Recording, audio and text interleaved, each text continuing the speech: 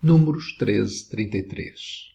Também vimos ali gigantes, filhos de Anak, descendentes dos gigantes, e éramos aos nossos olhos como gafanhotos, e assim também éramos aos seus olhos.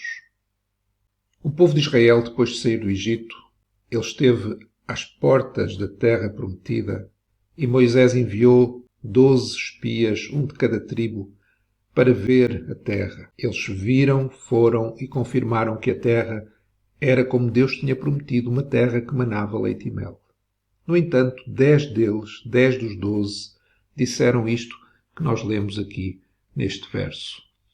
E aquilo que eles disseram fez com que o povo de Israel entendesse da mesma maneira. O povo de Israel via com os seus olhos físicos. Vimos ali gigantes, filhos de Anak, descendentes dos gigantes. O que eles viam era gigantes. Viam filhos dos gigantes. É muito importante como nós vemos a realidade que nos rodeia. Quando não vemos com os olhos espirituais, com os olhos do coração, tudo o que vemos com os olhos físicos influencia a nossa vida e as nossas decisões.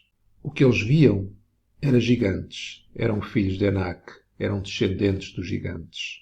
E eles viam-se a si mesmos também, e éramos, aos nossos olhos, como gafanhotos. Era assim que eles se viam a si mesmos.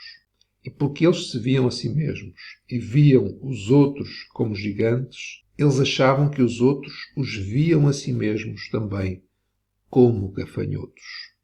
Assim também éramos aos seus olhos como gafanhotos. Eles viam-se como gafanhotos e achavam que os outros também os viam dessa forma. Se tudo o que vemos é o que os nossos olhos físicos veem, que os nossos olhos físicos podem ver, então vamos ver-nos de uma forma distorcida. Vamos ver e não ver ao mesmo tempo. Vamos ter um problema de visão e vamos achar que os outros também nos veem assim. Mas quando, para além de vermos com os olhos físicos, vemos com os olhos espirituais, com os olhos do coração, então vemos o invisível, vemos Deus, que é invisível, mas é a maior realidade que existe. É a realidade. Vemos quem Ele é, o que Ele diz. Quando vemos com os olhos espirituais e não apenas com os olhos físicos, vemos a nós mesmos de acordo com a palavra de Deus, com aquilo que Deus diz sobre nós. E quando vemos com os olhos espirituais, com os olhos do coração e não apenas com os olhos físicos, o que os outros veem e dizem de nós não é relevante. Pois, como Deus nos vê, isso sim é relevante. Como os outros nos veem, não é de todo relevante. A nossa oração deve ser a que o apóstolo Paulo fez pelos crentes em Éfeso, que o Senhor lhes abrisse os olhos do coração, os olhos espirituais.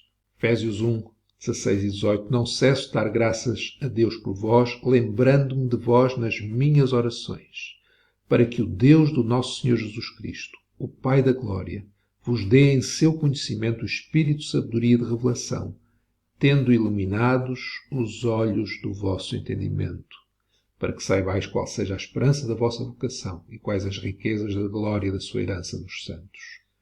Temos de orar como Paulo orava pelos Efésios, que o Senhor ilumine os olhos do nosso entendimento, os olhos espirituais, para vermos Deus e para que, ao vermos a realidade, Deus, a sua palavra, nós possamos ver-nos a nós como Ele nos vê. E como os outros nos veem a nós, não influencia a nossa vida. Antes, aquilo que Deus diz sobre nós, a sua palavra, como Deus nos vê, isso influencia totalmente a nossa vida.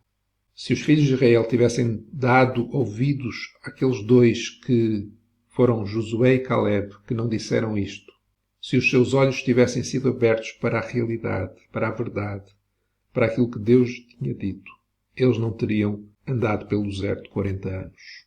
Assim também é connosco. Por vezes, nossa vida não avança espiritualmente. Tudo o que nós precisamos é de que os nossos olhos espirituais passem a ver a realidade. Possamos ver com os olhos físicos, mas mais ainda com os olhos espirituais. E isso só o Senhor pode fazer. O Deus de nosso Senhor Jesus Cristo É o Pai da Glória. Ele é aquele que nos pode dar, em seu conhecimento, o espírito de sabedoria e de revelação, iluminando os olhos do nosso entendimento, para que possamos saber, para que possamos crer que há uma esperança, que há riquezas da sua glória, que há uma herança, que há uma vida que Ele tem para nós. E essa vida é a realidade e não aquilo que nós vemos com os olhos físicos.